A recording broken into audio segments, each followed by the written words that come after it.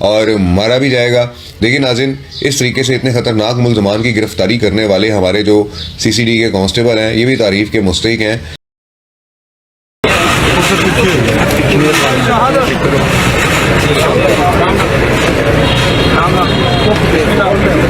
ناظرین، گجرات میں CCD کا پہلا کانسٹیبل شہید ہوا ہے۔ CCD کانسٹیبل فیاض شاہ پر یہ گولیاں نہیں، یہ گولیاں یوں سمجھیں کہ سہیل ظفر چٹھا پر برسائی گئی، جس نے کہا تھا کہ گجرات کی مائیں بہنیں سونا بھی اگر پہن کر نکلیں گی تو وہ محفوظ ہوں گی۔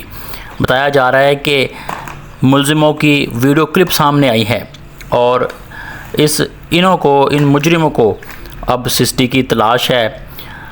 نوما بہاول پوریا اور اس کے ساتھی کی CCTV فوٹیج سامنے آئی ہے۔ ملزمان پر جناب 1 to 5 ان کے پاس بائک تھا اور CCD کانسٹیبل فیاض شاہ پر فائرنگ کر دی۔ ان کو تشویشناک حالت میں عزیز بٹی شہید ہسپتال منتقل کیا گیا، جو زخموں کی تاب نہ لاتے ہوئے موقع پر شہید ہو گئے۔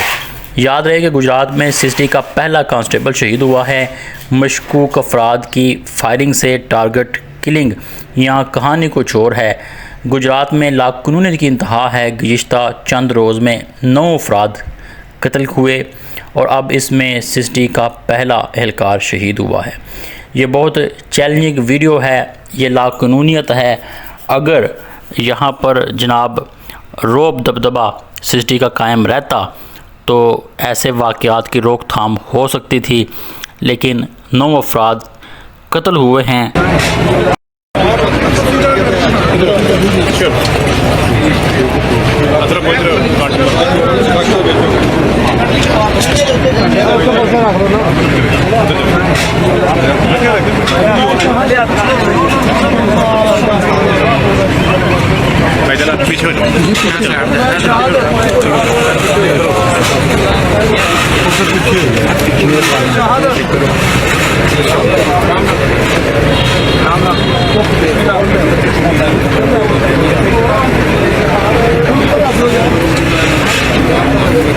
یہ مناظر ہیں پولیس لائن گجرات کے، جہاں شہید فیاض شاہ صاحب کی نماز جنازہ ادا کر دی گئی ہے۔ پولیس کے اعلیٰ افسران کے ساتھ ایڈیشنل IG سہیل ظفر چٹھا شاہ صاحب کی نماز جنازہ میں شرکت کے لیے گجرات پولیس لائن پہنچ گئے۔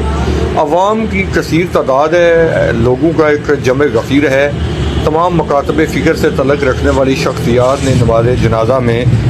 دوسری جانب ملک کی خبریں بھی سامنے آ رہی ہیں کہ غیر ملکی صحافی اور الجزیرہ کی رپورٹ نے ISPR کو مشکل میں ڈال دیا ہے۔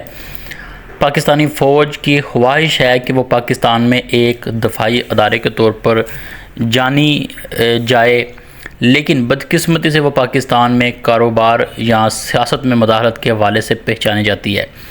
دوستو، الجزیرہ کی ایک رپورٹ منظر عام پر آئی ہے جو ISPR کی پریس کانفرنس کے بعد سامنے آئی۔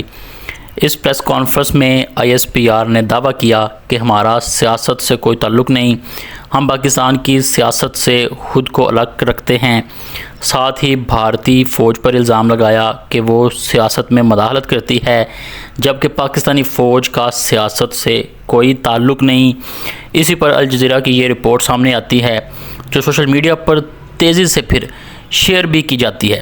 اس کے بعد 2 صحافیوں نے سوالات کیے، ایک غریدہ فروقی تھی اور دوسری ایک برطانوی صحافی جنہیں غیر ملکی صحافی کہا جا رہا ہے۔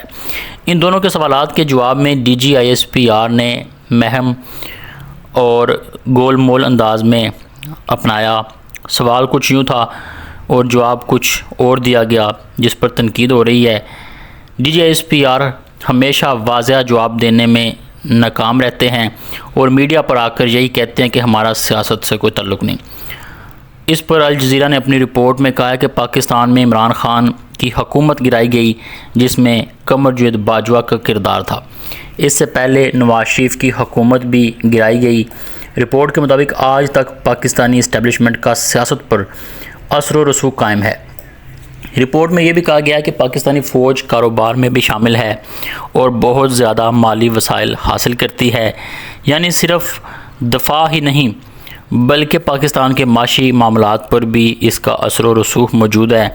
دوستو، یہ ایک بہت بڑی بات تھی کہ فوج کی خواہش ہے کہ اسے صرف دفاعی ادارے کے طور پر جانا جائے، لیکن اس پر ہمیشہ تنقید ہوتی ہے کہ وہ مختلف معاملات میں مداخلت کرتی ہے۔ اس لیے الجزیرہ کی یہ رپورٹ ایک طرح کی چارج شیٹ کے طور پر بھی دیکھی جا رہی ہے، خاص طور پر ISPR کی حالیہ پریس کانفرنس کے بعد۔